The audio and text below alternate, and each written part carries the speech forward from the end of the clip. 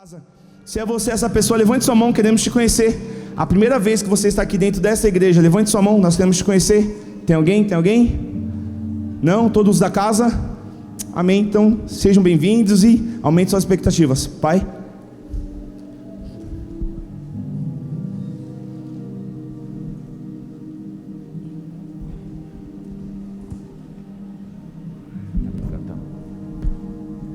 graças e paz. Todo mundo feliz com Jesus? Muito bom, também estou muito feliz. Estou com meu paizão querido aqui, mãezona, uma honra. Tem até bispo aqui hoje, Jefferson, coisa linda, Vanessa, sejam muito bem-vindos. Depois você apresenta mais Jefferson aí, eu já sou conhecido dele, amém? Uma honra recebê-los aqui, amém, amados? Quantos creem que Deus fala conosco? Deus vai falar muito conosco hoje. E eu queria chamar a Carmen para dar um testemunho hoje aqui. Vem cá, Carmen. Aplauda o Senhor pela vida da Carmen. Eita, vai até tirar o chinelo?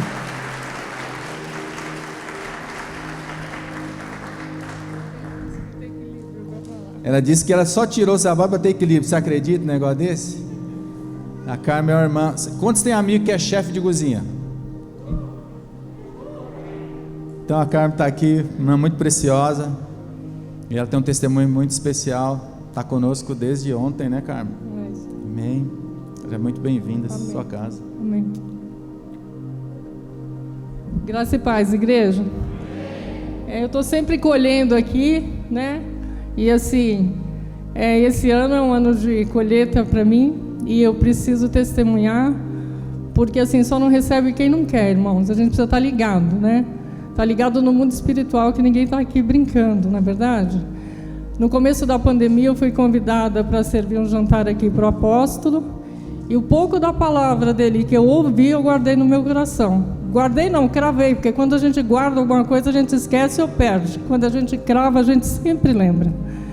E a palavra dele dizia que nós precisamos nos posicionar, perseverar, ter fé e esperança, porque Deus é um Deus de conexões, né? E eu guardei isso para mim.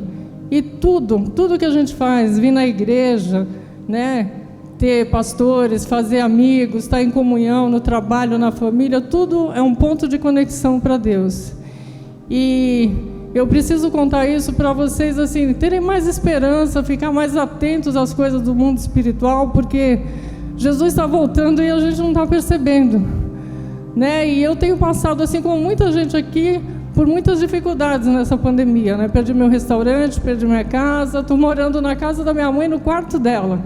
Então, assim, minha vida simplesmente acabou, assim, eu estava me sentindo, ainda falei essa semana, subindo a rua, falei, Deus, eu estou me sentindo a mosca do cocô do cavalo do bandido, assim, eu perdi tudo, né? Não tem mais nada, Jesus está voltando, tem um monte de promessa que o Senhor cumpriu na minha vida, um monte assim que eu nem sei se foi da boca do Senhor que saiu, mas eu recebi no meu coração, e assim, o que vai ser, né? Como é que vai ser?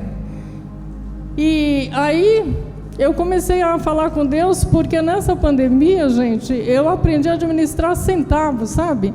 Você pegar, e tem muita gente assim, eu tenho certeza que tem 20, 30 reais e tentar comprar 2, 3 itens para levar para casa, porque você não sabe o que fazer, né? Uma pessoa que estava acostumada a fazer compra de muito dinheiro para abastecer restaurante ou para fazer jantar para clientes que tinham muito dinheiro. Então, assim, eu aprendi nessa pandemia, muita gente prosperou, ganhou dinheiro, mas eu aprendi a ter comunhão com Deus, andar com Deus.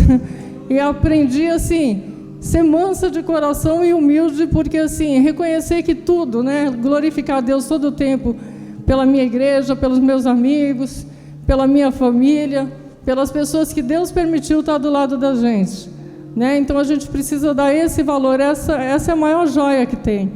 E aí, quando eu falei para Deus das promessas, há um tempo atrás, uma irmãzinha falou para mim assim, irmã, você vai atravessar o oceano porque Deus vai honrar sua vida fora do Brasil. Eu falei, deve ser brincadeira, porque eu nunca quis sair daqui, né?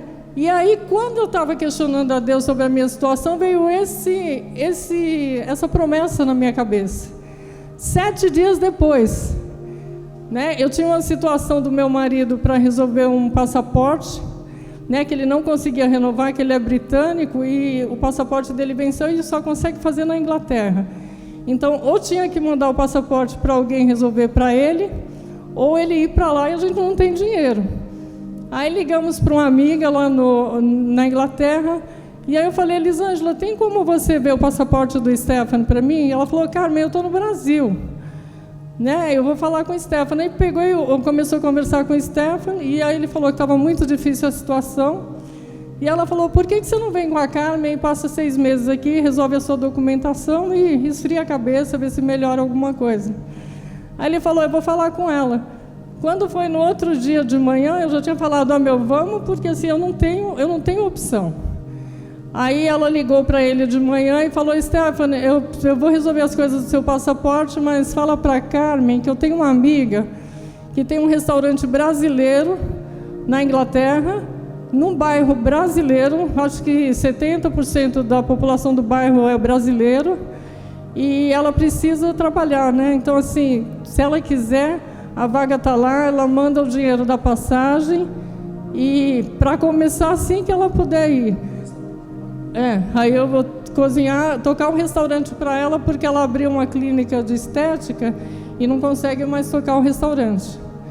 Então, gente, Deus é tremendo, né? A gente às vezes questiona Deus nas coisas, né? Mas assim, a conexão está aí, sabe? Às vezes a gente fica esperando. Deus é um Deus de prodígios, milagres e maravilhas, né?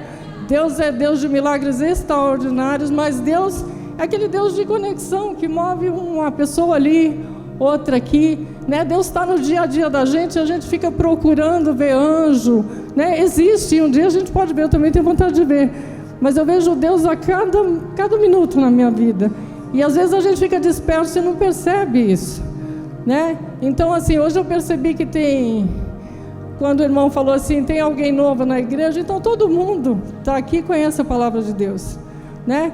Então, assim, alguma coisa tem que a gente precisa se ligar, né? Alguma coisa tem que a gente precisa olhar para cima, né? Deixar de olhar para o chão, né? Procurar ver o que está errado, né? Ver onde estão as conexões.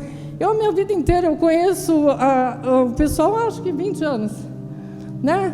Assim, puxa vida, você sabe que o lugar é bom, a terra é boa, as pessoas são boas, né? Por que você não vai, né? Então o que eu fiz? Eu vou me aproximar, eu vou chegar perto, eu quero para mim, eu vou ficar debaixo da nuvem de glória, porque fora daqui não tem nada, não tem mais nada para a gente aqui, né? Então, assim, eu sei que todos conhecem a Deus, mas eu preciso falar com Deus, e eu gostaria de deixar um salmo, né, que é a expressão maior de Deus para mim, que diz: Deus, Tu és magnificentíssimo, Senhor, está vestido de glória e de majestade. O Senhor se cobre de luz, Pai, como com um vestido, estende os céus como uma cortina, põe nas águas as vigas das suas câmaras, Pai, anda sobre as asas do vento, faz dos seus anjos ministros e do seu espírito um fogo abrasador, lançou os fundamentos da terra, Pai, para que não vaciles em tempo algum. Tu a cobres com um abismo, Pai Celeste, como que com um vestido. As águas estavam sobre os montes, a tua repreensão fugiram, a voz do teu trovão se apressaram. Sobem aos montes, descem os vales, até o lugar que para elas fundastes. Termos lhe puseram para que não tornem mais a cobrir a terra. Tu fazes sair as fontes dos vales, Pai, as quais correm entre os montes, de onde beber a todo animal do campo. Os jumentos monteses matam a sua sede, junto dela as aves dos céus cantam entre os ramos. Ele rega os montes desde as suas câmaras, faz crescer a erva para as bestas e a verdura para o serviço do homem, para fazer sair da terra o pão e o vinho que alegra o coração do homem, e o azeite que faz reluzir seu rosto, e o pão que fortalece o coração do homem. As árvores do Senhor fartam-se de sevas, os cedros do Líbano que ele plantou, onde as aves se aninham. Quanto à cegonha, sua casa é nas faias, e os altos montes são refúgio para as cabras montesas, e as rochas para os pequenos coelhos. Designou a lua para as estações, e o sol conhece o seu ocaso. Ordenas a escuridão e faz-se noite, a qual saem todos os animais da selva. Os leõezinhos bramam pela presa, Pai, do Senhor buscam seu sustento. Nasce o sol e logo se acolhe e se deitam nos seus covis. Então sai o homem à sua obra, ao seu trabalho até a tarde. Pai celeste, quão maravilhosas são tuas obras. Todas as coisas fizeste com sabedoria. Cheia está a terra, Pai, de suas riquezas. Assim é esse mar, grande e muito espaçoso, onde há seres sem números, animais pequenos e grandes. Ali andam os navios e os leviatãs que formaste para nele folgar. Todos esperam de ti, Pai celeste, que lhes dê sustento em tempo oportuno. Dando-lhe tu, eles o recolhem. Abres as tuas mãos e se enche de bens. Escondes o seu rosto, Pai, ficam perturbados. Se lhes tiram o fôlego, morre e voltam para o seu pó. Envias o teu Espírito e são criados. E assim renovas a face da terra. A glória do Senhor, Pai celeste, durará para sempre. O Senhor se alegra nas suas obras. Tocando ele a terra, ela treme. Tocando os montes, logo fumegam. Cantaremos louvores ao Senhor, Pai celeste, enquanto vivermos. Cantaremos louvores ao Senhor, Pai celeste, enquanto tivermos existência. A nossa meditação acerca do Senhor será suave, Pai. Desaparecerão da terra os pecadores e os ímpios não sejam mais.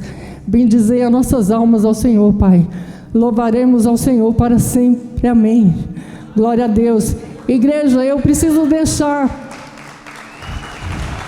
Amém. Amém. Amém. Deus seja louvado. Eu preciso deixar uma palavra para o Wallace. Eu não sei onde ele está. Alisson. O Alisson, toda vez que eu venho aqui, Deus me mostra uma coisa em você que eu não sei o que é, mas é muito bom. Tem 4 palavras para você. Persevera, se posiciona, tenha esperança e se prepara. Deus é um Deus de conexão e nós estamos conectados. Tá bom? Deus te abençoe.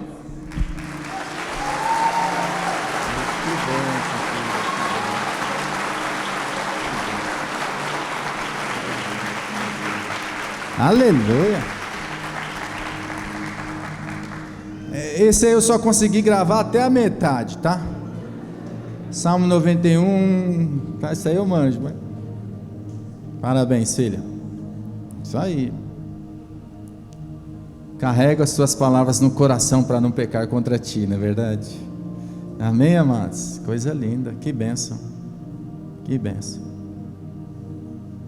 Depois você pede para ela te ensinar como é que ela gravou todo esse salmo, tá bom? Amém, irmãos? Coisa linda, muito bom. Mônica, vem cá. Ah, não, espera um pouquinho, Mônica. Ah, não, vem cá, Mônica. Vem cá.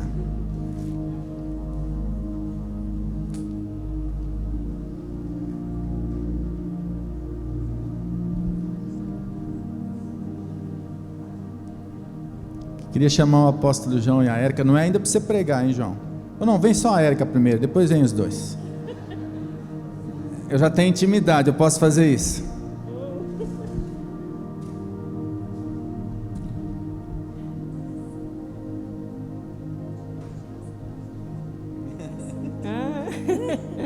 Graça e paz, igreja, e é uma alegria hoje. Eu creio que o Senhor preparou essa data, esse dia, né? E eu não poderia deixar de honrar minha pastora, uma amiga, né? Uma conselheira muito boa, né? Para todo momento, e quero honrar muito sua vida, viu, Érica? Tá? Você é um presente de Deus, e eu sei que você ama plantas, né? Flores. Ela vive gravando, às vezes, um videozinho do beija-flor na planta, na flor, né? Então, eu quero muito honrar a sua vida. E você é como uma flor para o meu jardim, viu? Tá bom, minha querida? Amém. Te amo. Quero que você transmita uma palavra para as mulheres dessa igreja. Que linda, muito, muito obrigada. Eu fico sem palavras toda vez que eu venho aqui. Obrigada, Mônica. Amém. Minha casa mesmo, é assim que eu me sinto. Obrigada, meu querido. Fica até difícil a gente expressar em palavras o que a gente tem no coração. A gratidão, o amor, a liberdade que a gente tem nesse lugar. E, na verdade, estava pensando num salmo. Só que eu não tenho... Desculpa aí, mas eu não tenho... Posso pegar minha Bíblia? Tá, é mais fácil. A minha eu sei onde está. Obrigada. Acho que, como disse a irmã Carmen, acho que não tem nada melhor na nossa vida do que se revestir da palavra e deixar que a palavra seja nossa direção, seja nosso alimento. Não tem coisa melhor. Eu sei que a comida da Carmen é excelente, mas o manjar que Deus tem para nós, aquilo que o Senhor tem preparado, o alimento que Ele tem a cada dia, não é só no domingo, né? A cada dia Ele tem algo especial preparado para nos alimentar, nos fortalecer. Obrigada, não leve para casa. Eu estou de olho onde você vai deixar isso. Isso, coloca lá do ladinho, por favor. E eu sei que o Senhor sempre fala na nossa palavra. Tenho certeza que as coisas que o Senhor tem feito em nosso meio são poderosas. E acho que não tem, como eu disse, conselho melhor do que ser a palavra de Deus o nosso conselho, do que ser a palavra de Deus o nosso arrimo, do que ser a palavra de Deus o nosso alimento. Então, eu só queria ler esse salmo que está no meu coração, que é o Salmo 16, que diz assim: guarda-me, ó Deus, porque em Ti me refugio. Digo ao Senhor, Tu és o meu Senhor, outro bem não possuo. Tu és o único Rei, Tu és o único Senhor, não é? Senão somente a Ti. Quanto aos santos que há na terra, são eles os notáveis, nos quais tenho todo o meu prazer. Muitas serão as penas dos que trocam o Senhor por outros deuses. Não oferecerei as suas libações de sangue, e os meus lábios não pronunciarão o seu nome. O Senhor é a porção da minha herança e o meu cálice. Tu és o arrimo da minha sorte. Caem-me as divisas em lugares amenos. É muito linda a minha herança. Posso continuar, mas eu quero parar por aqui e dizer: é muito linda a herança que cada um de vocês tem no Senhor. Se perseverarmos, se continuarmos crendo, se colocarmos toda a nossa fé naquilo que o Senhor tem dito. Eu tenho certeza que Deus tem falado a vida de muitas pessoas aqui. Inclusive, quando o irmão estava falando no início aqui, e ele falou uma palavra de estarmos unidos, eu tive uma visão muito clara. Os anjos todos se enfileiraram um ao lado do outro e fizeram como uma corrente ao redor dessa igreja. Sinto que o Senhor está guardando, está livrando a vida de vocês, está trazendo cada vez mais palavra, que é o teu sustento, palavra que é o teu arrimo, palavra que vai abençoar a tua casa, vai abençoar a tua família, vai abençoar o teu ministério, vai abençoar os teus filhos, vai abençoar os seus projetos, se forem os projetos do Senhor, né? Porque precisamos sempre deixar que o Senhor nos direcione, e quando Ele nos direciona, certamente a bênção vem, certamente a alegria vem, e vai ser muito grande e muito bela aquilo que o Senhor tem feito e vai continuar fazendo na vida de cada um de vocês. Muito obrigada, amo vocês. Sinto realmente como se a gente estivesse em casa quando eu venho aqui, mas eu sei que eu vou ter que devolver o microfone, então eu estou parando. Quero declarar a bênção do Senhor sobre a vida de cada um de vocês, sobre a tua casa, sobre a tua vida, sobre o teu ministério, em nome de Jesus, e agradecer pelo amor que a gente olha para vocês e sente isso voltando para nós. Muito, muito obrigada. Deus seja louvado neste lugar e nessa igreja. Obrigado, pastor Jades. Obrigada, pastora Mônica. Amo vocês.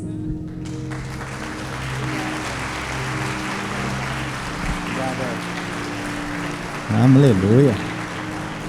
Oh Deus, coisa linda. Amém, irmãos. Nós temos aprendido com o nosso pastor. Ele nos ensina muito sobre honra. Devemos honrar, amém? Nós devemos honrar aqueles que são enviados em nome do Senhor, amém, amados? Vamos ofertar? Topa? Dá coração aberto para isso?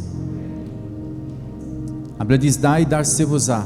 boa medida, recalcada, sacudida e transbordante. Porque com a medida com que tiverdes medido, também medirão a vós. Dai e dar-se-vos-á. Nós vivemos como cristãos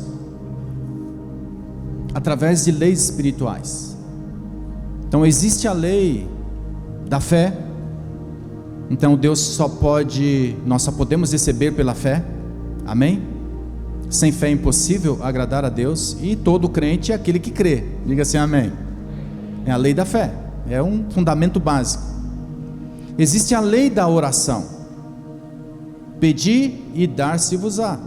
Boa medida, recalcada, sacudida e transbordante. Pedi. Então existe a lei da oração. Você ora, você tem comunhão com Deus, você recebe. Mas existe também a lei do dar. É dando que se recebe. Você dá e você recebe. É a lei do dar. Por que temos esse teto aqui? Por que temos todos os instrumentos aqui?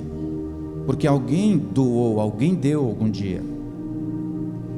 Algo muito importante, amados, que eu tenho ensinado para vocês, é que Deus investe na vida daquele que investe.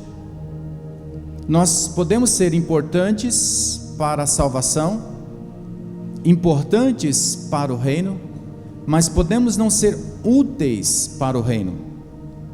Quem que Deus investe mais? Aquele que é útil para o reino. Que sejamos pessoas úteis para o reino, que o nosso coração seja um coração para investir no reino de Deus. Amém, amados irmãos? Eu queria desafiar você a separar a sua oferta, seu dízimo, né? Você tem maquininha lá atrás. Eu queria que você se colocasse em pé. Pegue o seu envelope.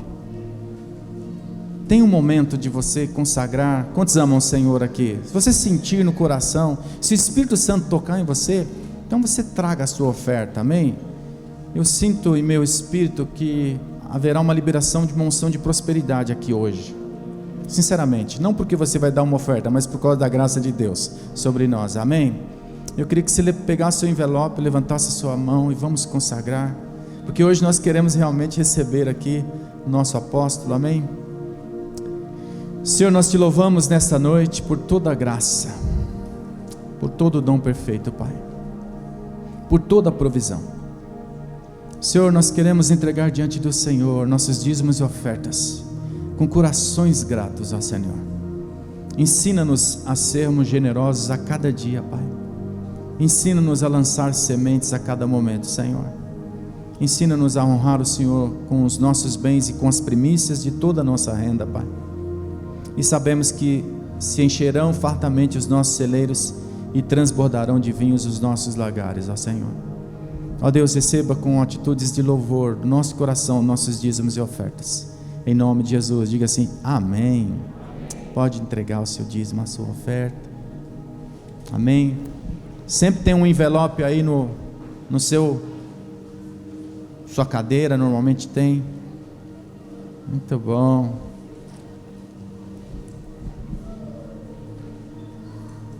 Coisa linda.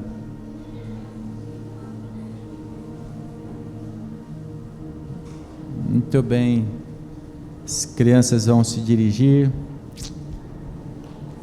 Dá um toque aí no seu irmão e fala assim, aperta o cinto, né? Obrigado, queridos. Obrigado, queridos. Amém. Queria que todos se assentassem. Liderança, tem lugar aqui também na frente aqui, agora que as crianças saíram, fica aqui perto da gente. Amém. Queria chamar o apóstolo João. Vem cá, João, por favor.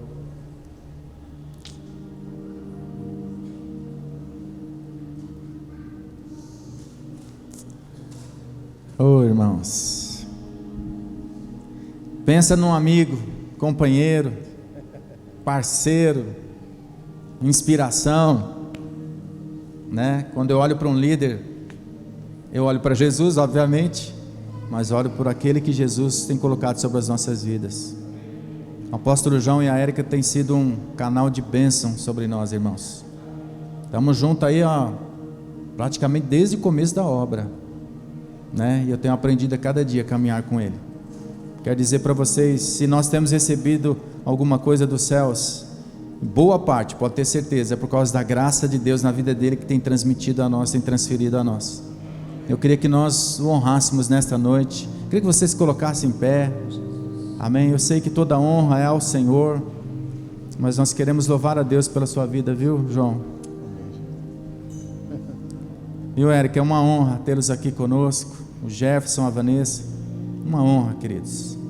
Eu queria que nós desse uma salva de palmas pela vida deles aqui. Amém.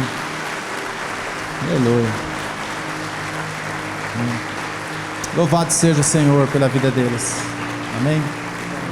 Glórias ao nome do Senhor. Amém. Aleluia. Aleluia.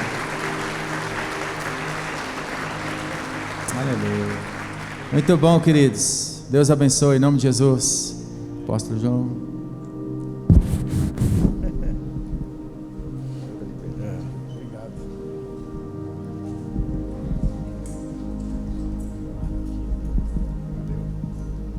Que legal esse púlpito.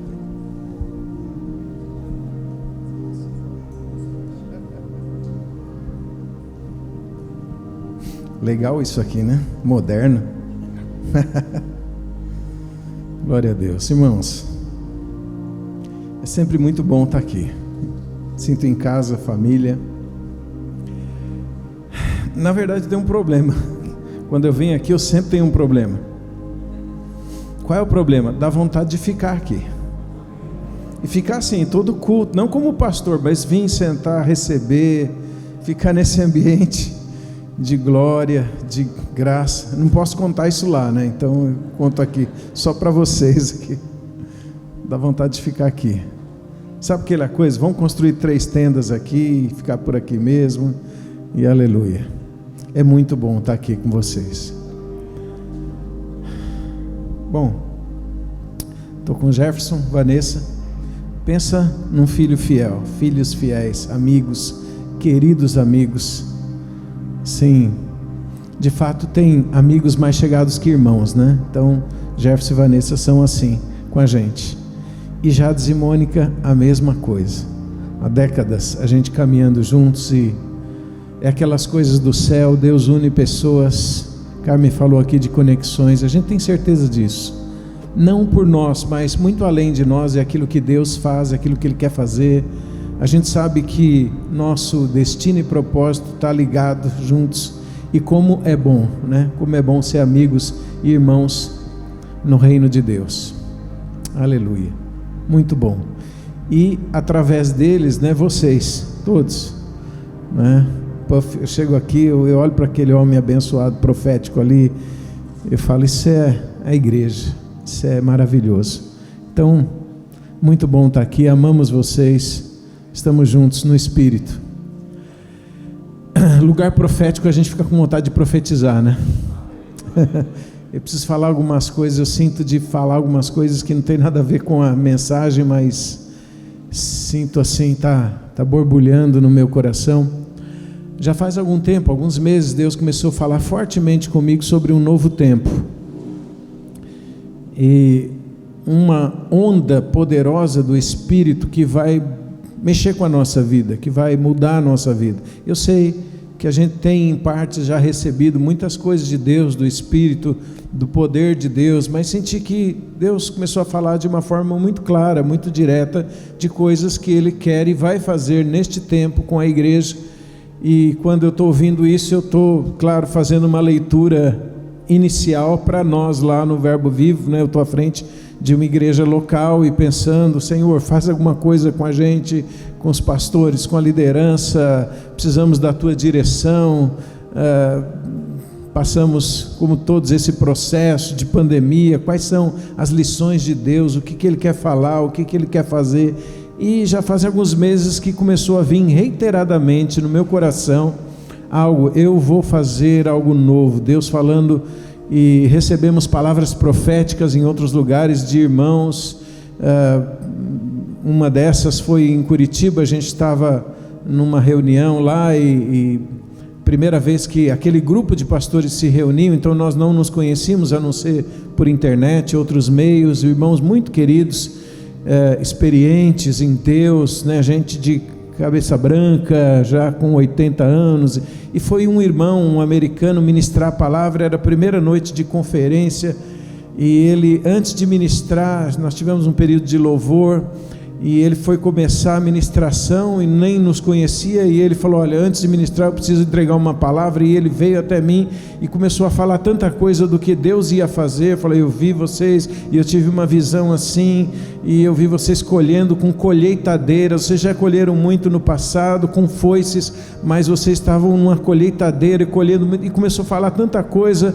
E assim, aquela conferência que você vai e de repente na primeira noite você já é atropelado por Deus, e foi muito bom. Mas eu estou dizendo isso para falar para vocês que algumas palavras foram confirmações daquilo que Deus vinha dizendo: olha, eu vou fazer algo poderoso do Espírito, eu vou mexer com vocês, com as estruturas de vocês e tal.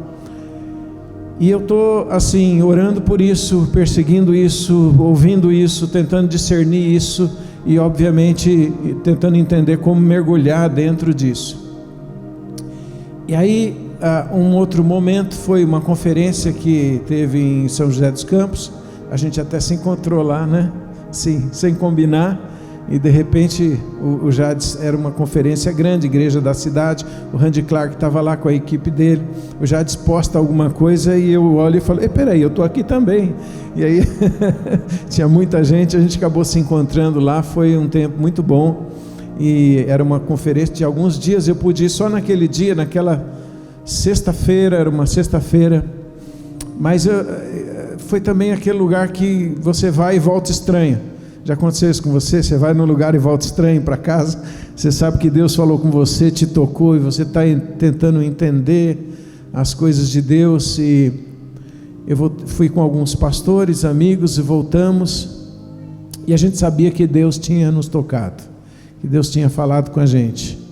E uma das coisas foi nesse sentido de confirmar isso. Deus falou: olha, eu vou liberar tanto poder sobre a igreja, e vai acontecer muita graça, muitas conversões, muita gente vindo para o reino de Deus, muitos milagres eu vou fazer. E isso tem a ver com um pouco com isso aqui, com o ministério do Randy Clark. Eu estava lá ouvindo algumas palavras, e Deus falando: presta atenção nessa graça, nessa unção, isso é parte do que eu vou fazer numa escala muito maior. Eu fiquei pensando: o ministério do Randy Clark tem tocado o mundo, né? Eles têm viajado para muitos lugares. A gente já é um amigo também, conhecemos há muitos anos. E eu falei: se Deus vai fazer algo maior, então a gente tem que participar disso. Senhor, eis-nos aqui, lembra da gente, né? E Deus falando: eu vou fazer, presta atenção que eu vou fazer isso numa escala muito maior, e enfim. E quando eu voltei para casa pensando sobre isso, sobre aquilo que Deus queria fazer, eu comecei a entender claramente que o Espírito quer liberar uma unção num nível muito maior. E isso tem a ver com poder, tem a ver com palavra profética, e tem a ver com palavras de conhecimento, tem a ver com curas, tem a ver com estas coisas. E é sempre, digamos assim, uma crise para todo líder, porque por um lado a gente quer o poder de Deus, por outro lado a gente quer uma boa doutrina, né? Então acho que Deus trabalhou muito com a gente nesses dois aspectos, e os dois são importantes, obviamente, né? Mas conjugar isso às vezes não é tão simples, não é tão fácil. E eu venho de uma igreja quando jovem, né? Ainda sou, mas era mais jovem. Eu cresci numa igreja bem tradicional, os meus avós, meus pais, e até os 20 anos fiquei nessa igreja bem tradicional, onde a doutrina, onde a palavra, onde os fundamentos eram falados reiteradamente. A gente aprendeu tudo isso. Depois vem o batismo no Espírito Santo e toda uma mudança. E eu sinto que Deus quer conjugar isso, mas o que Deus estava falando foi o seguinte: eu vou abalar isso um pouco e vou trazer vida. E o Senhor começou a falar ao meu coração que cristianismo é uma questão de vida, em primeiro lugar. não é uma questão de doutrina, embora a doutrina seja importante, é uma questão de vida. As pessoas devem ser tocadas pela vida de Deus. Sabe, é como uma criança, né? Quando uma criança é gerada, é concebida, é uma questão de vida, não é uma questão de conhecimento, não é uma questão de doutrina.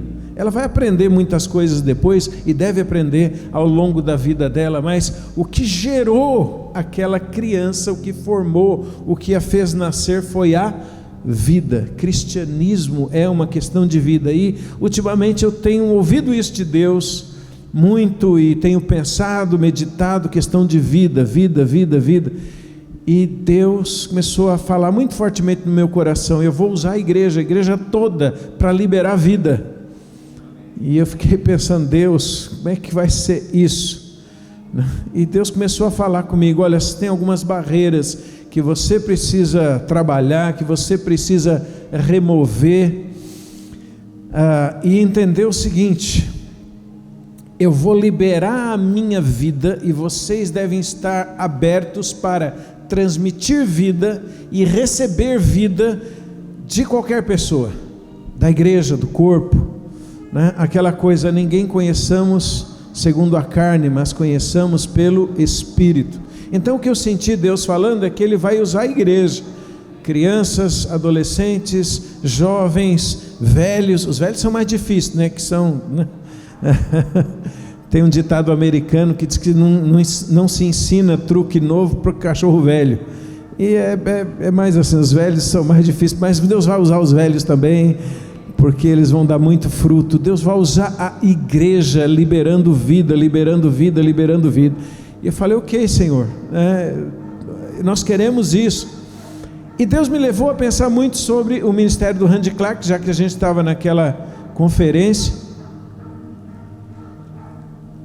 porque eu fiquei pensando, o ministério do Randy Clark é muito assim. Quem o conhece, quem conhece o pessoal da Global, eles pegam a galera assim e falam: olha, quem quer ir lá nos Estados Unidos? Eles falam: quem quer ir para o Brasil numa viagem missionária? A galera se inscreve e vem. Eles nem sabem muito o que eles vão encontrar aqui. Chegam aqui, eles dão um treinamento de um dia e dizem: olha, nós vamos para as igrejas orarem para as pessoas, para que elas sejam curadas e para dar palavra de conhecimento. Isso, irmãos, dava um nó na minha cabeça.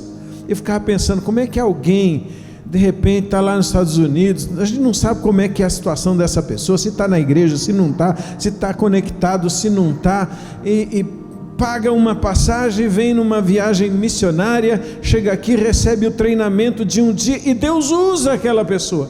Porque anos passados a gente acompanhou o ministério do Randy Clark aqui no Brasil, e depois a gente ia nos Estados Unidos, nas conferências que tinham lá. Então eu procurei saber de todo o processo, eu queria entender como é que era, como é que funcionava, e fiquei chocado como Deus usava algumas pessoas que não tinha nem a menor noção, sabe? A pessoa converteu há uma semana, e a pessoa fala para Deus: eis-me aqui, Senhor, usa a minha vida. De repente ela está orando por alguém e a pessoa era curada, e eu ficava pensando: meu Deus, eu tenho 50 anos de igreja e tenho dificuldade de orar por alguém. Será que é Deus? Será que não é? Será que eu falo alguma coisa? Será que eu não? Aquela pessoa converteu ontem, ela já está orando ali. E foi isso que Deus me falou: é uma questão de vida, não é uma questão de conhecimento, não é uma questão de experiência, não é uma questão de maturidade, é uma questão de vida. E eu estou nesse processo, tentando entender. Falei: ok, Senhor. E um dia Deus me falou muito claramente, eu até ministrei recentemente isso em nossa igreja, no Verbo, igreja local lá, sobre 1 Coríntios 14, onde Paulo fala assim: eu quero que todos vós profetizeis. Eu fiquei pensando: o que estava na cabeça de Paulo, que ele queria que todo mundo profetizasse? Paulo, todo mundo não é muito, não? Eu ficava pensando, né? E Paulo fala isso, claro que ele fala do orar em línguas também, orar em línguas, interpretação, mas Paulo fala muito claramente: eu quero que todos profetizem. E quando Paulo fala isso, ele não está falando de pregar o evangelho, como alguns assim interpretam. Ele está falando de profetizar para trazer edificação, para trazer exortação, que não é correção, é encorajamento. Então, edificação, encorajamento e consolo. E Paulo vai lá para os Coríntios e fala assim: olha, eu quero que todos todos vocês profetizem. Levante-se aí de 2 e de 3 e profetizem. E aí ele vai falando e falando e falando. Ele fala, porque quando uma pessoa entra num ambiente, os segredos do coração dela são revelados e ela sabe, Deus está neste lugar. Então ele fala, é para todo mundo profetizar. E eu fiquei pensando nisso, falei, meu Deus, como é que é isso, usar todo mundo? E Deus confirmando comigo, é isso que eu vou fazer na igreja, todo mundo vai ser usado por Deus, eu quero usar todo mundo, eu quero liberar o meu poder, minha graça, minha vida. Eu fiquei pensando, Senhor, é verdade, e agora estou entendendo porque aquele dia nós fomos lá, e naquela conferência, e o Senhor pediu que prestasse atenção no ministério do Randy Clark, e aquilo era em parte algo que o Senhor ia fazer no nível maior, e eu estou tentando entender isso. E aí Deus me falou uma coisa, olha, eu já fiz isso no passado várias vezes, e o próprio Randy Clark é fruto de um processo. O Randy Clark não me falou isso eu entendi de Deus, é o que eu tenho entendido nos últimos dias. Falei, como assim, Senhor? Ele falou, ele recebeu esta unção, ele recebeu essa influência, já era um processo que eu estava trabalhando antes, e quando eu entendi isso, antes, eu falei, opa, antes significa o quê? Quem era pastor do Randy Clark? E aí Deus me levou a entender um pouco mais o ministério de um cara chamado John Wimber, que eu conhecia assim, de ouvir falar, porque esse John Wimber, ele é fundador da igreja Vineyard, lá nos Estados Unidos, do qual o Randy Clark um dia foi pastor da Vineyard. John Wimber, que eu vi assim, ele escreveu alguns livros e tal, mas eu não tinha muita informação desse cara, mas nessas direções do Espírito, nessa impressão, eu fui dar uma olhada na vida, na obra, no que aconteceu com John Wimber lá na década de 60. A década de 60 existiu, gente, pode parecer que é muito longe, mas eu nasci nessa década, então eu sei que a década de 60 existiu. Então, esse cara, na década de 60, de 70, eu descobri que com ele, com a vida dele, com o ministério dele, aconteciam as coisas que acontecem hoje. Uma coisa maluca assim, e eu nem comecei a pregar, mas de repente eu falo só isso e tá bom, né, Jades? Mas eu sinto de compartilhar isso. Eu descobri que na década de 60, 70, esse cara, de uma forma diferente de tudo que existia em termos de liturgia de igreja, ele foi atropelado pelo Espírito Santo. Ele é um cara que estava envolvido com a mídia, ele tocava numa banda lá em Las Vegas, e Deus então salvou a vida dele, ficou aqueles caras apaixonados pelo Senhor, ele queria entender tudo, ele não entendia nada, ele já tinha se convertido já adulto, então ele começou a entender as coisas de Deus, e ele depois é batizado com o Espírito Santo, e atropelado pelo Senhor, e ele reunia as pessoas para orar por cura.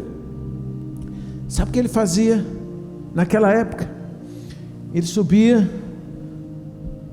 era uma pequena igreja, e tem alguns vídeos antigos assim disso, e ele dizia assim, olha, Deus está me dizendo que tem alguém com uma dor aqui no joelho direito e tal, e Deus está me falando que alguém está com um problema no ouvido esquerdo, isso na área de cura, palavra de conhecimento, profecia. E sabe o que esse cara falava? Você pode ser usado por Deus, é só você crer. Isso dava um nó na cabeça das pessoas daquela época, e claro, ele foi muito criticado por isso, que alguns falavam assim, não, mas ele fica falando de cura, de poder, e ele fala pouco sobre a palavra, sobre doutrina, sobre Jesus. Então tinha galera que criticava, mas muita gente sendo tocada pelo poder de Deus, sendo curada pelo poder de Deus, sendo batizada no Espírito Santo.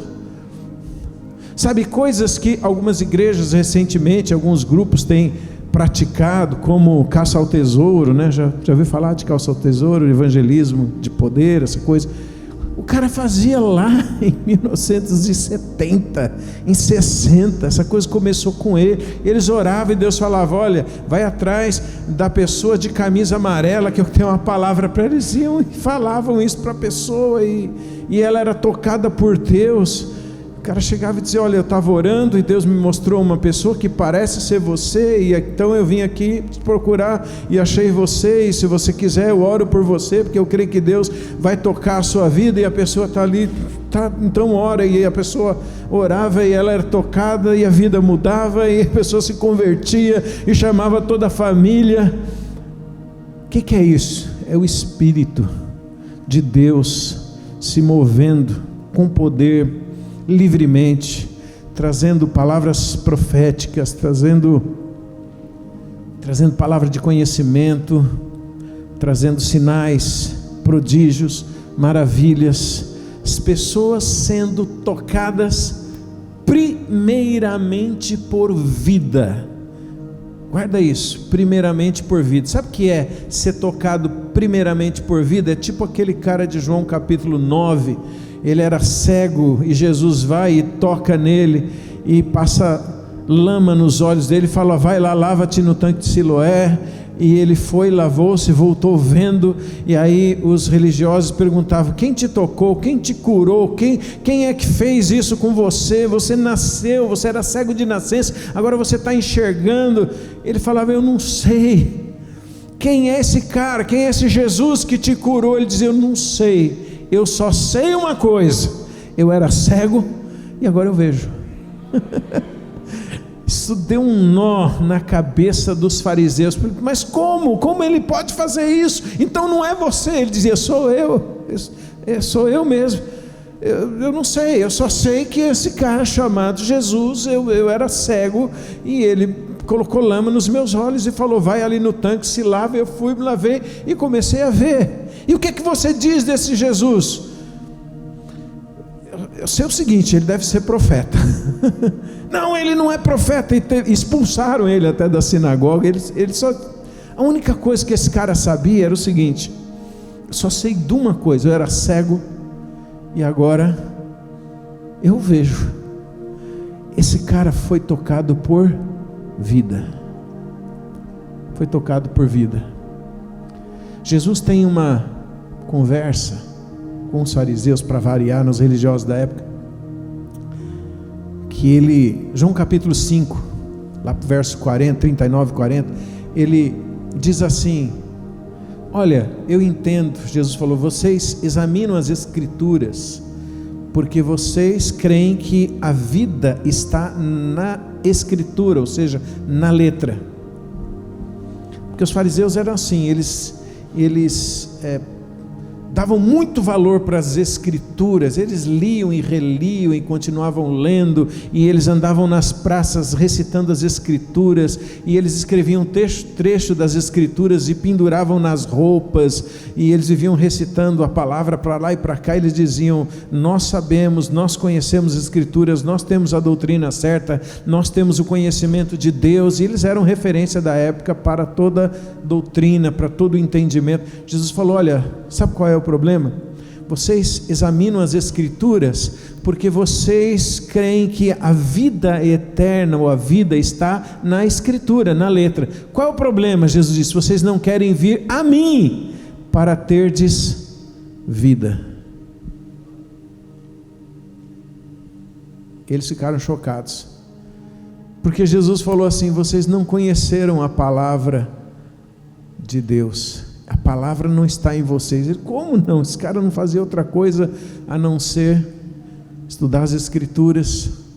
Mas Jesus falou: é uma questão de vida em primeiro lugar. Por que eu estou dizendo isso? Porque eu sei que estudar a palavra é muito importante, e óbvio, nós não jamais nos afastaremos disso, né? Errais não conhecendo as escrituras, nem o poder de Deus. Está na Bíblia escrito isso, Jesus disse isso. Mas evangelho em primeiro lugar é uma questão de vida, e eu sinto que o Espírito de Deus vai liberar vida, e as pessoas vão ser tocadas por vida, e a gente tem que aprender a receber vida, e essa vida liberada pelo Espírito, sinto que tem a ver com palavra profética, com palavra de conhecimento, com sinais, com prodígios, com maravilhas, e com muitas coisas que o Espírito de Deus vai liberar sobre nós. E eu estou com isso há alguns meses já, pensando nisso. Nós vamos ter inclusive uma conferência, vou juntar a galera lá, a liderança, primeiros pastores e supervisores, que isso aí já, dia 26 e 27, nós vamos só falar sobre isso, para a gente mergulhar nisso. Nós queremos mergulhar nisso. E eu sinto que Deus quer fazer isso no nosso meio. Agora, por que eu estou dizendo isso para vocês? Porque quando eu cheguei aqui, hoje, eu senti algo muito forte, de que vocês, essa comunidade tem a ver com a vida, com o ministério de Jades, com os irmãos, com aqueles que têm crido e desenvolvido coisas de Deus aqui nesse lugar. Eu sinto que vocês estão mais posicionados nisso, mais preparados nisso do que nós. Vocês, essa comunidade aqui, local, Redimidos, estão mais preparados, porque eu senti o seguinte, Deus falando comigo: olha, eu já tenho trabalhado nisso há alguns anos, uma cultura profética, uma cultura de vida, e quando eu derramar o meu espírito, vai ser uma bomba neste lugar. E eu estou ali dizendo: Senhor, dá-nos graça para essa bomba também envolver e atingir. Irmãos, eu sinto que a igreja vai arrebentar as trevas, sabe? As paredes não vão conseguir reter tanta gente, tanta graça, tanto poder. E o que a gente precisa fazer? Crer e dizer: eis-me aqui, Senhor, eis-me aqui. Eis-me aqui, aqui eu estou, Senhor. Aleluia. Eu sinto que vocês estão preparados. Por isso eu contei essa história do John Wimber e depois o Randy Clark. De repente tem uma explosão no ministério do Randy Clark, e eu estava pensando: Deus, que tremendo, né? O Randy Clark, Deus falou: mas não começou com ele, já comecei antes, eu já fiz antes. Eu sinto que assim Deus está preparando e trabalhando em vocês, com vocês, para uma explosão de poder de Deus para este tempo. Aleluia. Randy Clark foi um instrumento de Deus para desatar um avivamento lá em Toronto, e ele foi lá e as pessoas eram tocadas, e eram tocadas, e eram tocadas, e gente caindo no chão, gente sendo curada, gente recebendo palavra e poder e profecia, e houve um avivamento. Gente do mundo inteiro foi para lá, e eles não sabiam nem o que fazer com aquilo. Houve até excessos de pessoas, claro, né? Sempre quando tem um mover de Deus, mas o fato é que de todo aquele mover de Deus reconhecido hoje no mundo, a gente sabe que era Deus fazendo muitas coisas novas ali. E o ministério do Randy Clark está aí pelo mundo hoje, tocando tanta gente, junto com o ministério do Bill Johnson e da Heidi Baker e de tantos outros irmãos amados, queridos, que Deus tem tocado e juntado para este tempo, para essa geração. Irmãos, eu sinto que Deus vai fazer isso e vai ser uma bomba. Aleluia. Então, Jades, no final eu quero até que você ore por nós, tá? Por mim, pela Érica, pelo Jefferson, Vanessa. Libera isso, mover profético e de tantas coisas que Deus tem trabalhado aqui. Amém, irmãos?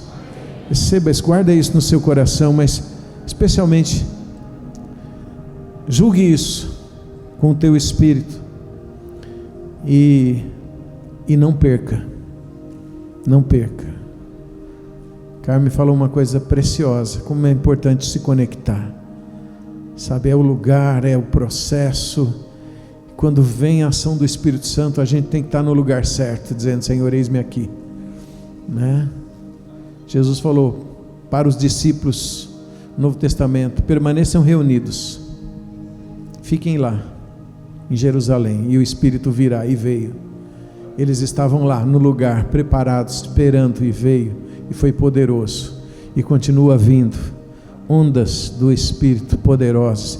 Será assim, eu creio. Amém? Aleluia, glória a Deus. Bom, não sei se eu prego, se eu paro já, se a gente ora. Oh Jesus, vamos orar. Curve sua cabeça, vamos pedir graça a Deus mais uma vez. Pai, dá-nos graça, que entendamos o que o Teu Espírito está fazendo, o que o Senhor está fazendo, o que o Senhor quer fazer, especialmente que participemos. Nós queremos dizer nesta noite: Senhor, eis-nos aqui, Senhor, Rinene, eis-nos aqui, para fazer, ó Deus, a tua vontade, não a nossa, mas a tua. Não a nós, Senhor, não a nós, mas ao teu nome seja toda a glória. Somos extremamente gratos por poder participar daquilo que o Senhor faz. O Senhor nos chama, o Senhor nos envolve, o Senhor nos permite. O Senhor podia fazer de outras formas, fazer sem nós, mas o Senhor nos envolveu nisso, e nós estamos muito, muito gratos que podemos nos envolver com o teu reino, com a tua obra. Isso é a coisa melhor e mais importante que possamos fazer em nossa vida, em nossa jornada, e nós queremos viver todos os nossos dias aqui para a glória do teu nome, porque não há nada melhor do que se fazer, do que viver para a tua glória, Senhor. Continua liberando tua graça, tua palavra, tua vida sobre nós. Oramos em fé e agradecidos em nome de Jesus. Amém e amém. Bom, deixa eu compartilhar mais uma palavra que eu tinha preparado aqui. E quero começar com uma pergunta. Você trocaria a sua vida se você pudesse?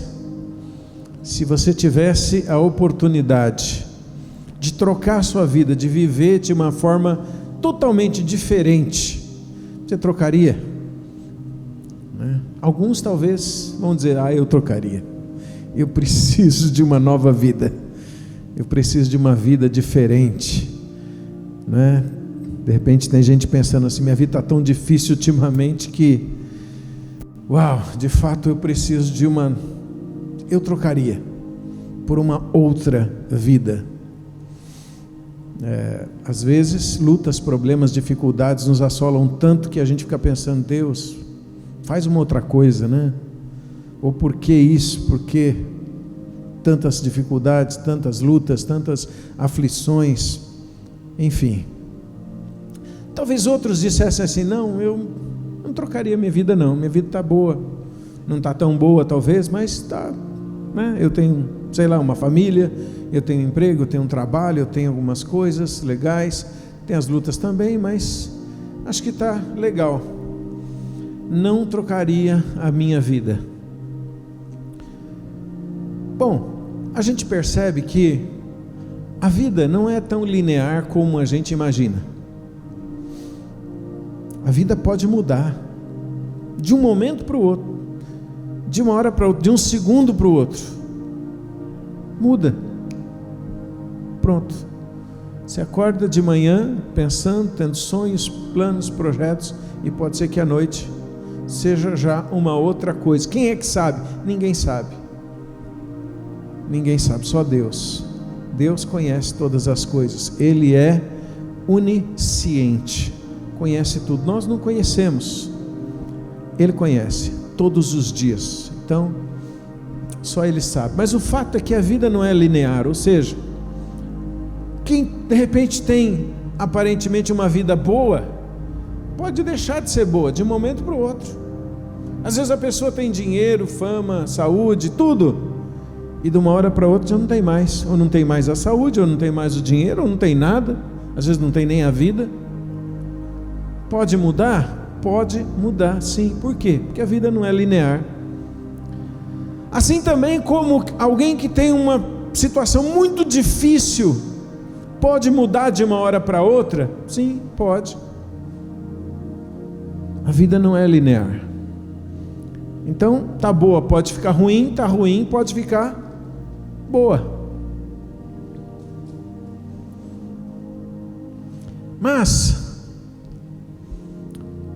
se tudo pode mudar, se a gente não tem garantia de quase nada, o que a gente tem que fazer para viver? O que a gente tem que fazer para prevalecer? O que a gente tem que fazer para vencer? O que a gente tem que fazer para dar certo? Só tem uma coisa a fazer: desistir da nossa vida. Tem que começar desistindo, não tem jeito. A Bíblia fala muito sobre isso, e eu gosto sempre de repetir as coisas, porque assim eu me convenço, e quem sabe a gente vai se convencendo também. Jesus fala muito sobre desista da sua vida. Ele começou dizendo para as pessoas: quem quiser vir a mim, negue-se a si mesmo. Como negar-se a si mesmo? Era um choque isso. Negue-se a si mesmo. Esqueça de você. Desista da sua vida. Quem amar a sua vida, perdê-la. Quem perder a sua vida, que vai achar. Jesus dizia isso o tempo todo. Se o grão de trigo caindo na terra não morrer, fica ele só. Mas se morrer, dá muito fruto. Ele dizia, tem que morrer. Essa era a conversa de Jesus o tempo todo. Por quê? Porque a visão de vida, visão de existência de Deus choca muito com a nossa, porque nós temos uma visão que tende a ser terrena, limitada, humana, temporal, mas não a visão de Jesus, não a visão do céu. A visão do céu, e crente tem que viver de acordo com a visão do céu, desista da sua vida. Desista da sua vida. Porque alguém pode pensar assim, não, mas espera aí, eu estou fazendo tudo para tentar ter uma vida boa. Imagine a vida boa sem Cristo. Será que é boa? É nada. E a Bíblia tem vários exemplos que demonstram isso. Imagina, tipo, o rico e o Lázaro, né? Acho que vocês já conhecem a história do rico e do Lázaro. Vi um homem rico que vivia muito bem, regaladamente, não tinha falta de absolutamente nada. E tinha um mendigo que ficava lá no portão dele, cheio de problemas, de saúde e tudo mais. Mas esse rico viveu uma vida muito, mas muito boa e regalada e tudo mais, e morreu. Ele morre e acorda no inferno, né? Acorda no Hades. Ele já acorda assim, com sede. Devia estar quente, né, o lugar. E pensando assim, se eu pudesse ter alguma coisinha de água molhando a minha língua, já seria um alívio. E aí ele entendeu onde é que ele estava. E quando ele entendeu que ele estava, ele cai em si, ele fala, olha, deixa eu passar por outro lado, né? Porque tinha o Hades e o seio de Abraão, 2 lugares divididos. Jesus está contando essa história. Ele caiu do lado ruim, o rico. Ele fala, tem jeito de passar para o outro lado? Não, não tem jeito de você passar para o outro lado. Tem jeito de eu voltar para avisar os meus amigos, os meus parentes, para eles não virem para esse lugar? Não, também não tem jeito. Mas se eu for lá e avisar, quem sabe? Eles têm Moisés e os profetas, ou seja, a palavra de Deus está sendo pregada, eles vão ter que ouvir a palavra de Deus. O cara tinha uma vida boa, tinha uma vida legal. Aí eu fico pensando nos amigos deste rico, no velório dele. Uma pessoa boa, né? Puxa vida, morreu de repente. Tanta riqueza, né? Olha, tinha uma vida muito boa, não deixou uma casa linda, deixou essa Ferrari, deixou essas coisas, essas empresas e tal. Olha, realmente uma pessoa, que Deus o tem em bom lugar. Eu fico imaginando assim, imaginação, só imaginação. Já foi em velório, né? As pessoas falam, olha, não, geralmente quando morre já dá uma melhorada. Era uma pessoa boa. Irmãos, sem Jesus a gente está perdido. Aí alguém pensa assim, então eu não quero ser rico, melhor não ser rico, porque, né, vai que... Agora, imagina a pessoa que teve uma vida ruim e morre também sem Cristo. Aí fico pensando, quem é que na Bíblia teve uma vida ruim e morreu sem Cristo? Aí eu lembrei do ladrão da cruz, não que converteu, o outro. O cara já vivia uma vida terrível, de problemas, de pecados, de problema com a polícia, vivia fugindo, trocando tiro. Olha, estou contextualizando, né? Foi difícil demais, prenderam ele, foi crucificado. O cara está na cruz revoltado, enquanto um, né, falou, não, nós estamos aqui porque a gente merece e tal, nós fizemos muita maldade. Ele está revoltado olhando para Jesus, você faz alguma coisa e aí e tal, não sei o quê. Mas ele morreu de fato, viveu uma vida ruim na terra e teve uma eternidade mais ruim ainda. Misericórdia, né? Então, questão, amados, é vida sem Cristo, esquece. Esquece. Não tem jeito. Por isso que Jesus vem e fala: olha, desista da sua vida. Desista. Não tem saída. Ele vem e fala para a gente assim: olha, a sua vida não serve para você. Sua vida não é adequada. Por isso que a gente precisa abrir mão da nossa vida, precisamos entregar a nossa vida para o Senhor. Não importa se ela é boa ou se ela é ruim, se a gente está feliz ou triste, se nós somos aplaudidos ou rejeitados, não importa se está numa fase fácil ou está numa fase difícil, não tem jeito, nós temos que abrir mão. A mensagem para todos é: desista. Cristo é a única saída para a humanidade. Único caminho, única verdade, única vida é Jesus. Aí alguém pensa assim: mas espera aí, como desistir da minha vida? Eu pensei que eu fosse uma pessoa do bem. Não existe. Não existe ninguém do bem. Amém? Até rimou, né? Não existe ninguém do bem. Amém. Por quê? Porque a palavra fala que todos, indistintamente, pecaram e estão separados de Deus. A palavra fala que não há um justo sequer, nenhum. A palavra fala que não há quem faça o bem. Não há. A palavra fala que nós somos inúteis. A palavra fala um monte de coisa. Eu pensei que eu fosse bom. Nós não somos. Em nós mesmos, jamais. Mas será que a minha natureza não é boa? Não, a sua natureza é caída. Fala para alguém pertinho de você assim, bem baixinho: sua natureza é caída. O que significa uma natureza caída? Contaminada pelo pecado, separado de Deus, a minha natureza. Mas será que eu não sou uma pessoa justa? Eu não faço coisas justas? Não. A Bíblia diz que a nossa justiça é um trapo imundo diante de Deus. Não tem jeito. Será que eu não sou alguém que tem pelo menos algum tipo de mérito diante do Senhor? Não. Nenhum mérito temos. Se alguém chegar diante de Deus com qualquer coisinha meritória e dizer: Senhor, olha o que eu fiz lá na minha vida, eu vim apresentar isso, sabe o que Deus vai dizer? Não serve. Tudo o que nós fazemos, irmãos, fora de Cristo, é obra morta. Tudo. Nós não temos mérito nenhum. Por isso que ninguém pode ser justificado ou pode ser salvo por suas obras. Absolutamente ninguém. Aí a pessoa pensa: mas pelo menos eu tenho algo de bondade, né? Acho que eu sou uma pessoa boa. Não, não é. Pelo menos é o que a Escritura diz, e nós cremos na Escritura. Nós não somos bons em nós mesmos.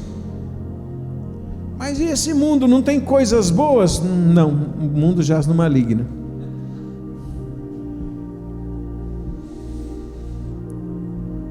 E aí o que acontece? Quem achar o contrário, quem achar que não é nada disso, sabe o que acontece? Um dia a bolha estoura. E quando a bolha estoura, a pessoa fica perdidaça. Eu pensei que... Então, não. Eu pensei que era bom, pensei que isso, pensei que... Não, a única verdade é Jesus. A verdade é a verdade da palavra de Deus. A verdade é Jesus, a palavra viva de Deus. Não tem verdade fora dele. Não tem vida fora dele. Não tem nada fora dele.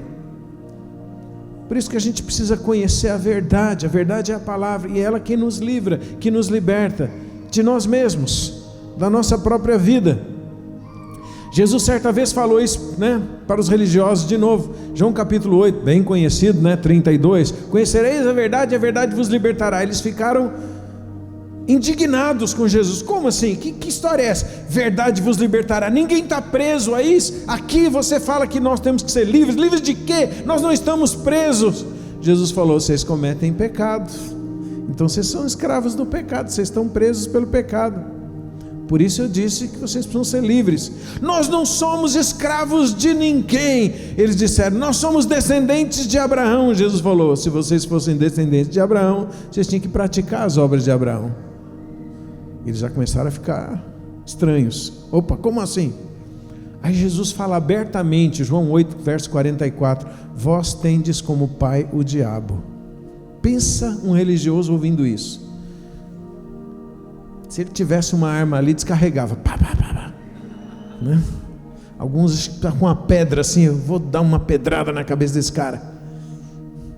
Eles ficavam doidos com Jesus. Mas é a verdade. Muitos creram em Jesus neste episódio. Mas de fato, irmãos, esta é a nossa condição. Nós não somos livres. Nós não somos livres. Tem um cara, um irmão, um líder, um escritor muito joia, chamado A.W. Tozer. Acho que alguns já leram os livros dele. Ele é um cara que buscou intensamente a Deus. Ele escreveu dezenas de livros sobre busca de Deus. Teve assim uma conversão também poderosa, e Deus transformou a vida dele, e ele buscava Deus dia e noite, muito mais que a gente, né? Que eu, pelo menos. Ele buscava Deus, escreveu muitas coisas sobre intimidade com Deus. E sabe qual era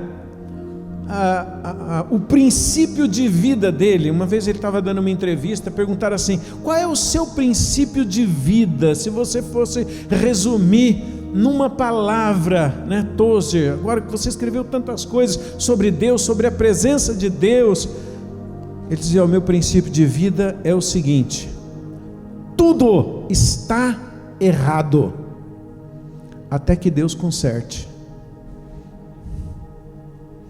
E quando eu conheci essa frase, eu falei: uau, é isso mesmo, está tudo errado até que Deus conserte. Nosso problema é que a gente acha que algumas coisas estão certas e outras não e tal. Tozer entendeu, ele buscou muito a Deus e a palavra. Esse meu princípio de vida é o seguinte: está tudo errado, tudo, até que Deus conserte. Aleluia. Então, qual é a saída, se está tudo errado com a gente, para essa condição inescapável? Uma saída só: troca a sua vida, esqueça da sua vida, desista da sua vida, despoje-se da sua vida e abrace a vida de Cristo. Sabe, nós jamais, irmãos, prevaleceremos sobre o pecado, sobre o mundo, sobre o diabo, sobre qualquer coisa com a nossa própria vida ou sem a vida de Cristo. A nossa verdadeira vida não é a nossa, é a que vem dele, é a que vem de fora, é a que vem de Jesus. Por isso a gente precisa compreender uma coisa fundamental no Evangelho, que a Bíblia chama de mistério, mas que não é mais mistério porque foi revelado. E o apóstolo Paulo, um dos caras que mais compreendeu esta verdade fundamental. Ele dizia assim, Colossenses 1:26: o mistério que estivera oculto dos séculos e das gerações, agora todavia se manifestou aos seus santos, aos quais Deus quis dar a conhecer qual seja a riqueza da glória deste mistério entre os gentios, que é Cristo em vós, a esperança da glória.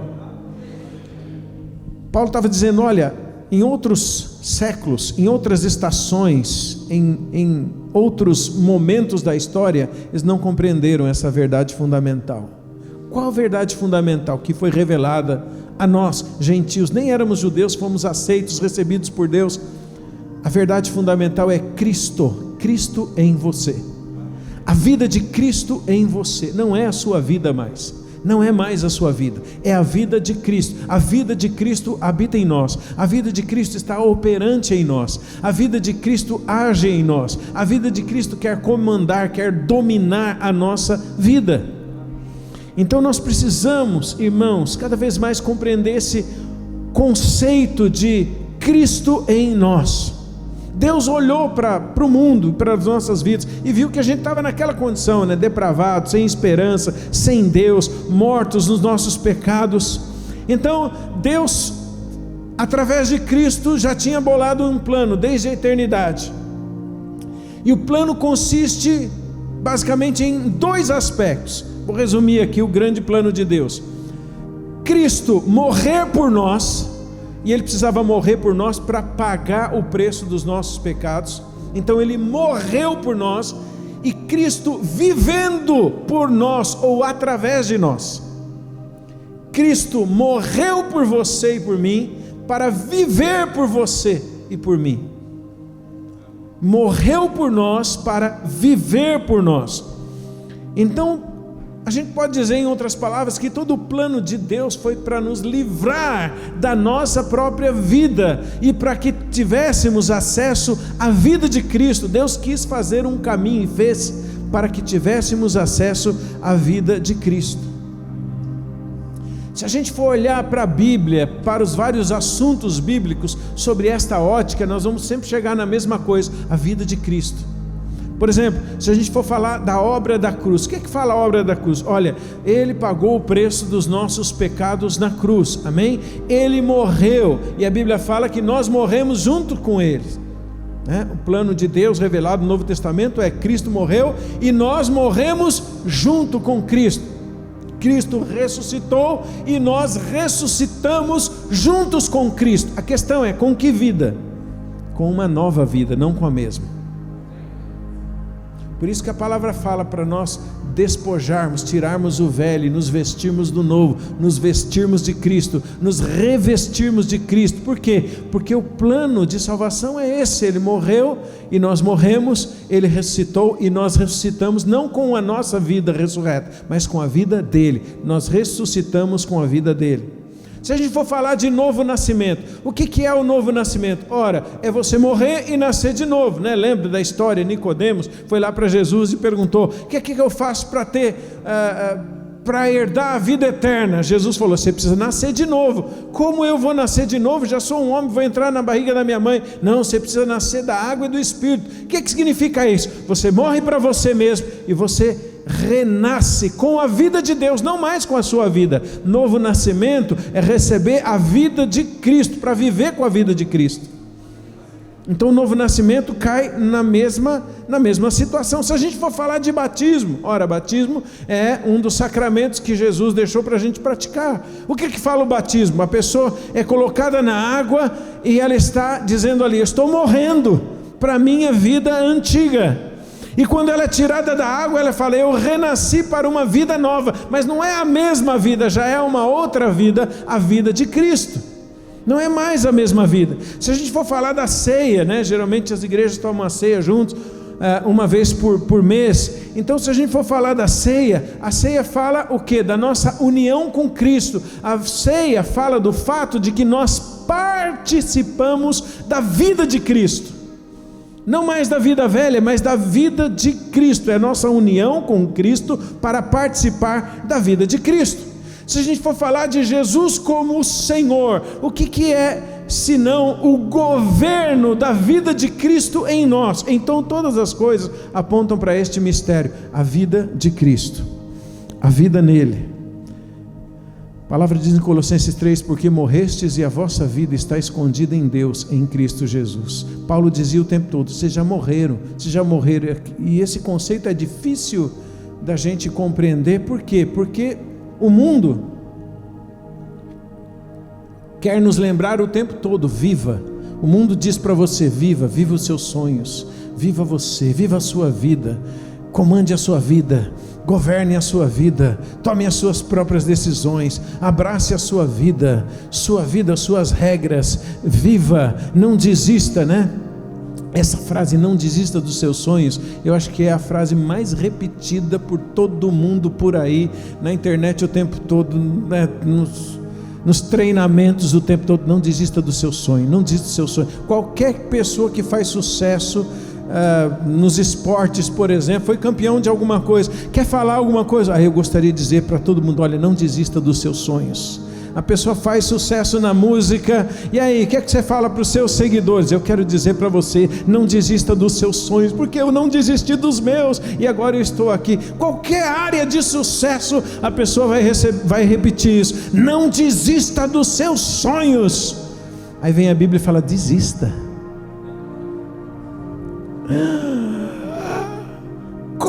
Como? Então Deus não tem sonhos? Deus tem. Mas você tem que desistir dos seus para encontrar com os dele e compreender que os dele são muito, mas muito melhores do que os nossos, né? O segredo da vida do cristão, da vitória do cristão, da plenitude do cristão, da alegria do cristão, da realização do cristão, seja o que for, é fazer a vontade de Deus, não a nossa, a vida dele. Por isso o salmista diz: não a nós, Senhor, não a nós, ao teu nome seja a glória, não a nós, ao Senhor, nós participamos da vida dele, é a vida de Cristo. Então a vida de Cristo em nós tem que ser a nossa maior experiência de transformação. Tudo tem a ver com esse conceito, vida de Cristo, com este mistério, Cristo em você. Paulo falou: olha, Cristo, entenda isso, Cristo em você, essa é a esperança da glória, de uma vida gloriosa. Então, por exemplo, eu preciso vencer o pecado. Como é que eu vou vencer o pecado? Claro, com a minha força de vontade. Já era. Você não vai vencer. Você pode até dar uma melhorada, mas com a força de vontade só você não vence. Eu vou me santificar. Eu lembro de um irmão que falou comigo uma vez e falou: olha, pastor, eu estava na pegada. Ele dizia: eu estava na pegada. Eu falei: eu vou me santificar, pastor, eu estava na pegada e tal, caí. Mas aí eu me levantei, né?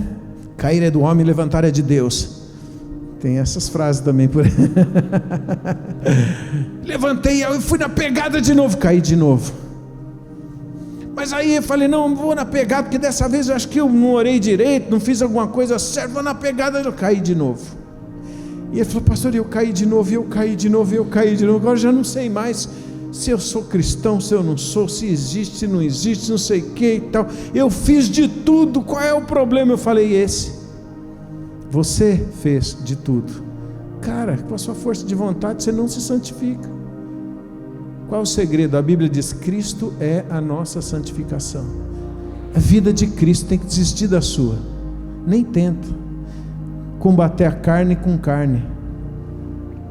Você tem que se apropriar pela fé. Tem uma vida aqui, e eu fui gerado por essa vida. Ela existe em mim, habita em mim, está ativa em mim. A palavra diz: vocês foram gerados não por uma coisa corruptível, mas pela santa e incorruptível palavra do Senhor. É a vida de Cristo em nós.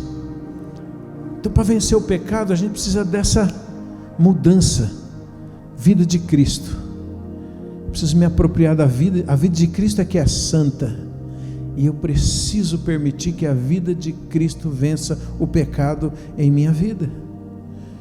Mas sabe, na verdade o que eu estou precisando é alinhar as minhas emoções. Tem muito problema com as emoções, com os meus pensamentos, com os meus sentimentos. Tem hora que eu estou assim, hora que eu estou assado, tem hora que eu estou feliz, outra hora estou deprimido, e outra hora já está diferente, e é muito difícil para mim, é tudo uma confusão. O que eu preciso? O que eu faço?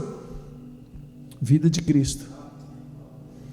A Bíblia fala que nós temos a mente de Cristo. Olha a vida de Cristo.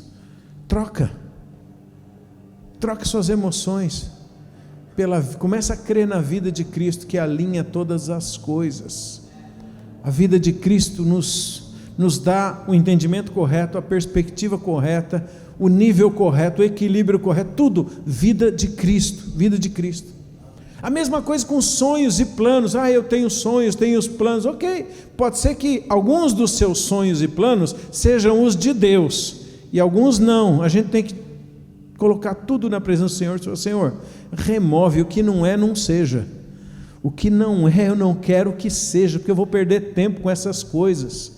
Importa fazer a sua vontade enquanto nós estamos aqui. Então eu não quero me envolver com nenhum projeto que vai demandar tempo, esforço e tantas outras coisas, para no fim saber que não é de Deus, não era de Deus, era uma vaidade, era uma coisa superficial, estranha. Eu me lembro uma vez, eu falei com um irmão muito sério, cristão, apesar dele ter já bastante idade, mas ele tinha se convertido há pouco tempo, e ele falou: pastor, tem muita coisa que eu não entendo.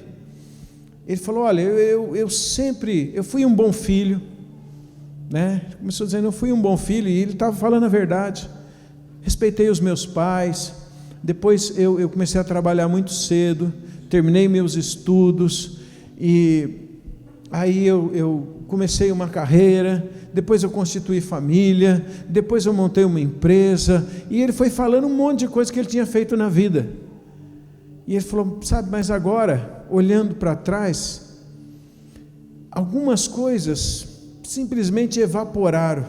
Ele tinha separado da mulher, não tinha mais família, tinha perdido muita coisa financeira. Ele falou, e outras coisas que ficaram, parece não ter mais sentido, sabe? Mas eu sempre fiz. Ele falou, eu sempre me doei, eu sempre me esforcei, eu sempre procurei fazer tudo da melhor maneira possível, eu sempre procurei ser uma pessoa focada, eu sempre corri atrás dos meus planos, dos meus sonhos. Então o que acontece? Eu falei, é isso daí. Eu fiz, eu corri, eu isso, eu aquilo, eu. Falei, cara, você entrou agora num novo tempo, num novo reino, novo Senhor, e você está entendendo, começando a entender que vida sem Cristo, sonhos e planos sem Cristo, esquece, é obra morta, não dá em nada, mesmo que aparentemente dê em alguma coisa, a vida passa e não tem valor diante de Deus. Se a gente pegar todos os nossos sonhos e planos e um dia chegar diante de Deus e falar, Deus, olha quanta coisa eu fiz, Ele vai chamar o anjo e falar, passa o foguinho aí. 1 Coríntios capítulo 3, a Bíblia fala que o fogo do Senhor vai passar pelas nossas obras, e tudo aquilo que foi palha, feno, madeira, aquilo que o fogo consome vai ser, Senhor, não sobrou nada. Então, é porque eu não mandei você fazer, era a sua vontade, eram os seus planos. Agora, se a gente fizer a coisa de acordo com a vontade dEle, estas coisas e o resultado delas durarão eternamente. Galera costuma dizer por aí no mundo, né? Não, dessa vida não se leva nada. Mentira, Apocalipse fala que quando o justo morre, as suas obras o acompanham. Olha que coisa legal. E destas obras você recebe galardão. Então você vai receber um galardão por obras que não eram suas, mas eram de Deus, e você realizou as obras de Deus. E porque você realizou as obras de Deus, e as obras de Deus são eternas, elas têm valor eterno, você recebe ainda recompensa por tudo isso, né? A obra nem é da gente, é Ele que escreveu, Ele que desenhou, Ele que preparou. Por isso que eu costumo dizer o seguinte, no reino de Deus nós não temos conquistas, nós temos encontros. Você está andando na vida e você encontra com as coisas que Deus já preparou para você em Cristo Jesus. É tremendo isso. Aí alguém olha e fala, mas que sorte a sua, né? Olha que deu sorte, sua vida mudou. Como você deu essa sorte? Você fala, não é sorte, isso lá atrás Deus já tinha escrito, eu só estou olhando para Ele, e quando eu estou olhando para Ele eu vou encontrando, sabe aqueles joguinhos que o bonequinho vai passando só pegando a recompensa, você vai andando na rua assim, na vida, na jornada, e vai só pegando as coisas que Deus preparou para você em Cristo Jesus. E uma boa notícia, já está tudo pronto, está tudo pronto. Então sonhos e planos têm a ver com o quê? Com a vida de Deus, com a vida de Cristo. Até mesmo as dificuldades, como é que nós vamos vencer as dificuldades? Ora, com a vida dele. Você só vence as dificuldades com a vida de Cristo. É por causa da vida de Cristo que a gente continua tendo paz, que a gente continua tendo alegria, que a gente continua tendo qualquer coisa em todo o tempo. Vida de Cristo.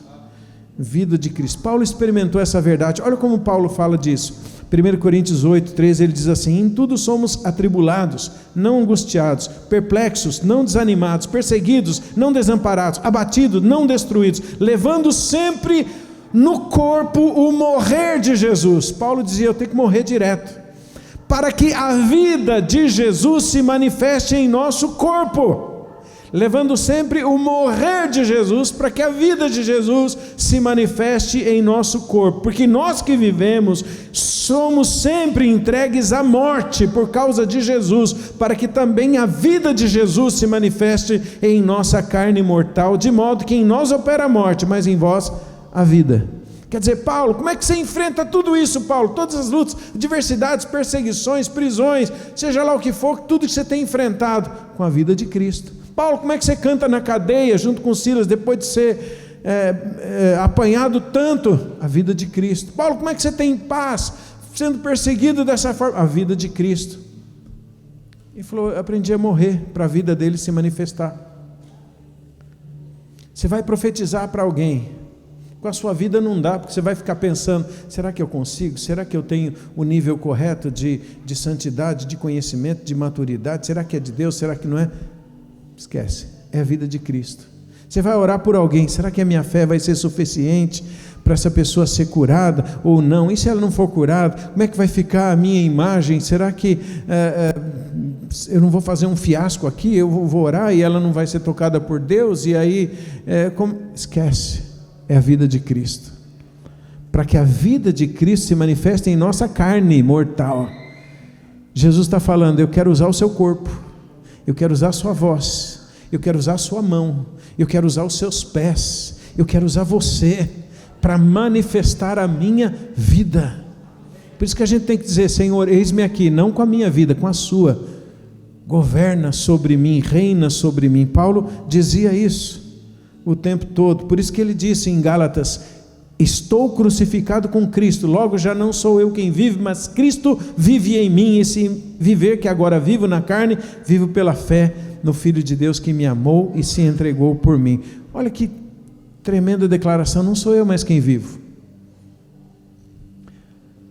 Paulo, alguém falou mal de você, não falou mal de mim, não sou eu mais quem vivo. Paulo, alguém te deu um prejuízo, a mim não. Mas foi, o cara pegou seu dinheiro e não pagou. A mim não sou eu mais quem vivo, é a vida de Cristo. Então como é que você vai vencer tudo, Paulo? Vida de Cristo. Posso todas as coisas naquele que me fortalece. É a vida dele, não sou eu. Paulo vence todas as coisas com a vida de Cristo. Tem um livro antigo, cristão, tremendo, chamado Em Seus Passos que Faria Jesus. Só os crentes como eu, crentossauros, vão conhecer e talvez lembrar, né? Se algum jovem conhecer é porque o avô falou, e a avó, o pai, a mãe, enfim. Em Seus Passos que Faria Jesus. Mas foi escrita pelo pastor Charles Sheldon em 1896. 1800 faz tempo, né? Então, o seguinte, bem resumido, a obra é assim, esse pastor, isso é um caso real, ele está lá um dia na igreja dele, tal, tudo bem, e de repente chega um mendigo, e ele ficou pensando, o que eu vou fazer com esse mendigo? Eu dou comida para ele, não dou, deixo ele dormir aqui na igreja, arrumo uma roupa, não faço nada, mando ele embora, o que eu faço? E ele ficou ali naquela crise, naquela tensão. O Espírito Santo falou com ele, então, o que Jesus faria? Aí ele pensou assim, puxa, é verdade, né? Em vez de eu ficar pensando o que eu devo fazer, o negócio é perguntar o que Jesus faria. Por quê? Porque é a vida de Cristo, não sou eu, é a vida. Então, Jesus, o que você faria nessa situação? Então esse start, né? Esse abrir de olhos foi tão importante para ele, que ele chegou diante da congregação e propôs um desafio para a congregação dele. Ele falou, olha, ele contou toda a história, como Deus tinha tratado com ele, e ele falou, eu quero propor um desafio para vocês, pelo menos por um ano inteiro, e durante um ano, nós não vamos fazer nada sem antes perguntar, Jesus, o que você faria nesta situação? Não é o que eu faria, não é o que eu sinto, não é o que eu quero, não é o que eu desejo. Jesus, o que você faria nessa situação? E quando o Espírito Santo revelar o que Jesus faria, você faça.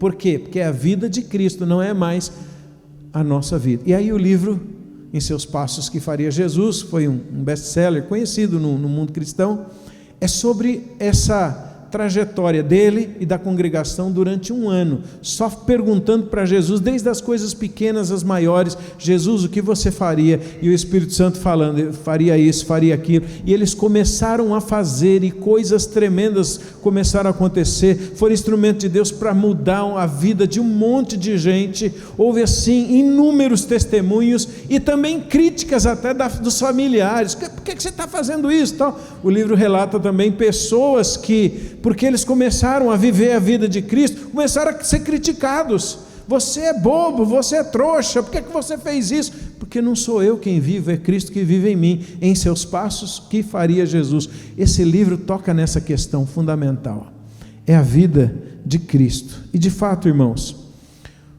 o que importa é a vida de Jesus em nós. É Cristo quem deve viver e aparecer através da nossa vida. Cristo em vós, a esperança da glória. Por isso que muita gente vive, muito crente, vive frustrado. Por quê? Porque está lutando com seus desejos, está lutando com seus caminhos, está lutando com seus planos, esqueceu de se render. Está frustrado porque não deu certo alguma coisa. Tem gente que já aconteceu há 20 anos, até hoje está frustrado, porque aquilo não deu certo, tal. Não é mais a sua vida. Nós somos um povo que não se pertence, nós não nos pertencemos. Eu não sou dono da minha vida, você não é dono da sua. Ele nos comprou, Ele pagou por nossa vida com o sangue dEle. Nós pertencemos ao Senhor, nós somos um povo de propriedade exclusiva, e a Bíblia é muito detalhista, exclusiva de Deus. Você vive para Deus, para a glória dEle, e ponto. Ele é o dono, Ele que deve comandar, Ele que deve viver, mas nós estamos lutando ainda com os nossos desejos, com os nossos sonhos, com os nossos planos. Na verdade, o melhor é dizer: Deus, remove tudo que não for sonho, plano, projeto teu da minha vida. Toda semente que o Senhor não plantou, já arranca agora. Melhor agora do que lá, né? Na presença dEle, quando a gente chegar e você chegar com as suas obras, você passou a vida inteira preparando um bolo de chocolate para o Senhor, e você chega lá com um bolo de chocolate e Ele fala: eu não gosto de chocolate. Misericórdia. Então lembra das palavras de Jesus: quem quiser salvar a sua vida, perde; quem perder, acha vida. Aleluia. Como é que a gente troca essa vida? Irmão, é pela fé. Pela fé. Como é que você ativa a vida de Cristo em você? Pela fé. Creia, já está. Creia, já é. E se rendendo, a gente crê e a gente se rende. Eu costumo dizer o seguinte: nós temos, crentes, a tendência de colocar mais o foco no vaso de barro do que no tesouro que o vaso carrega. A gente fica o tempo todo preocupado. O vaso de barro é a nossa vida, o nosso corpo, as nossas coisas. E a gente fica pensando: Deus, abençoa esse vaso de barro. Senhor, ajuda esse vaso de barro, né? Senhor, fortalece esse vaso de barro. Senhor, sustenta esse vaso de barro. Senhor, dá um jeito nesse vaso de barro, melhora esse vaso de barro. E a gente esquece que o vaso de barro contém um tesouro, e o nosso foco deve estar no tesouro. O tesouro é Cristo em nós. Você é um carregador de Cristo. Você vai sair desse ambiente aqui e vai carregar Cristo. Vai dormir com Ele, vai acordar com Ele, vai para a escola com Ele, vai para o trabalho com Ele, vai conversar com Ele, vai tomar café com Cristo. Ele quer governar. Ele fala: ei, deixa eu governar a sua vida, deixa eu tomar conta. Mas Senhor, deixa eu tomar conta. Cristo em nós é a maior e melhor experiência de transformação. Irmãos, vale a pena desistir. Tudo que o mundo, tudo que o diabo diz é: não desista, não desista, assuma o controle, decida a sua vida, faça o seu caminho, não se renda a nada e a ninguém. E tudo que Deus diz o tempo todo é: desista, deixa eu governar, deixa eu fazer. confia em mim, a minha vida vai se revelar, a minha vida vai se manifestar. A nossa única esperança de ter uma vida gloriosa é compreender e viver Cristo em nós, a esperança da glória. E quando cremos, Cristo começa a aparecer. Aleluia, amém? Cristo em nós. Vamos orar por isso, vamos ficar em pé.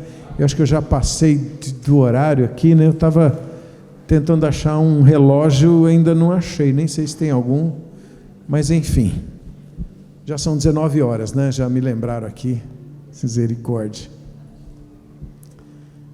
Você crê que Cristo habita em você? Quantos creem? Eu queria te encorajar a fazer um exercício de Cristo em vós. Eu sei que tem muitas áreas da nossa vida que Cristo precisa comandar, mudar, mas eu queria te encorajar a escolher pelo menos uma e entregar para Ele, dizer: Cristo, a partir desse momento eu não comando mais essa área, eu rendo, eu entrego, eu lanço fora, e eu quero que a Tua vida domine aqui. Creia nisso, a vida de Jesus vai se manifestar. É a vida dele que nos transforma, de dentro para fora. Uau! Uma explosão de vida. Não é uma coisa muito emocional, embora possa até ser, mas é uma questão de vida. Cristianismo, irmãos, é uma questão de vida.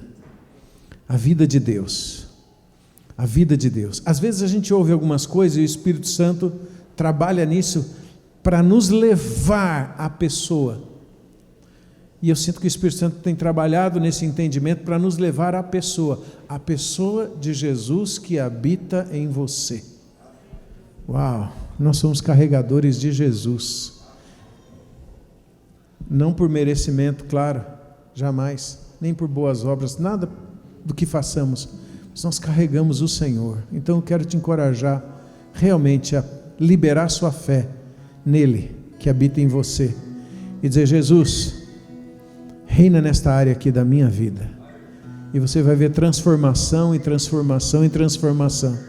Quando Ele reina, quando Ele é Senhor, há algo glorioso, acontece algo glorioso, poderoso. Deixa Ele reinar, amém? Vamos fazer isso agora.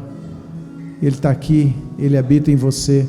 Ativa isso, fecha os teus olhos, vamos orar juntos. Senhor Jesus,